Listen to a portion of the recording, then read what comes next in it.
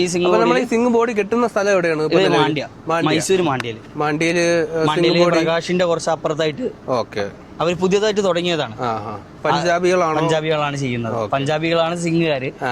അവരാണ് ഇത് ചെയ്യുന്നത്, സ്ട്രക്ചർ വർക്ക് കാര്യങ്ങളൊക്കെ. പഞ്ചാബി വണ്ടികളും ജീപ്പുകളൊക്കെ എപ്പോഴും മുകളിലോട്ടാ ചിന്തിക്കുന്നത്.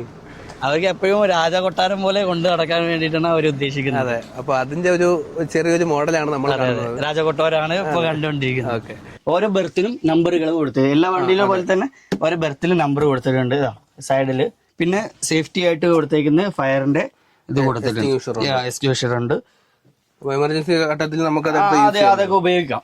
പുത്തൻ വണ്ടിയല്ലേ, പുത്തൻ വണ്ടി ആകുമ്പോ അതിന്റെ ഫീച്ചേഴ്സുകളെല്ലാം സെറ്റ് ചെയ്തിട്ട് ഇറങ്ങിയിട്ട് ഏകദേശം 10,000 കിലോമീറ്റർ മാത്രമേ ഓടിയുള്ളൂ. വെറും ഏകദേശം എന്റെ ഒരു കണക്കില് 10-18 ട്രിപ്പ് ആ ഒരു ഇതിലേ ആയിട്ടുള്ളൂ. പുത്തൻ വണ്ടിയാണ്.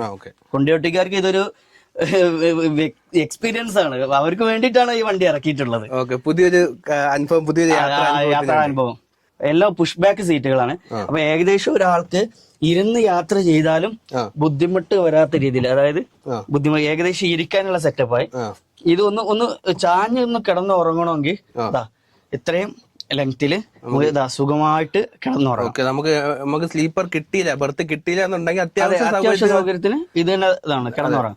അതുപോലെ തന്നെ ഓരോന്നിനും AC വെന്റുകൾ കൊടുത്തിട്ടുണ്ട്. സീറ്റ് ആയാലും സ്ലീപ്പർ ആയാലും ഓരോ വെന്റുകൾ കൊടുത്തിട്ടുണ്ട്. അതുപോലെ ലൈറ്റുകൾ കൊടുത്തിട്ടുണ്ട്, റീഡിംഗ് ലൈറ്റ്. നമ്മൾ സീറ്ററിനും ചാർജിങ്ങും അതാണെങ്കിൽ മൊബൈൽ ഓർഡർ ഉണ്ടോ? ഉണ്ട്. എല്ലാ സീറ്ററിനും 2 ഇവിടെ ഉണ്ട്. എല്ലാ സീറ്റിനും ഓരോ ചാർജർ ഹോൾഡർ കൊടുത്തിട്ടുണ്ട്.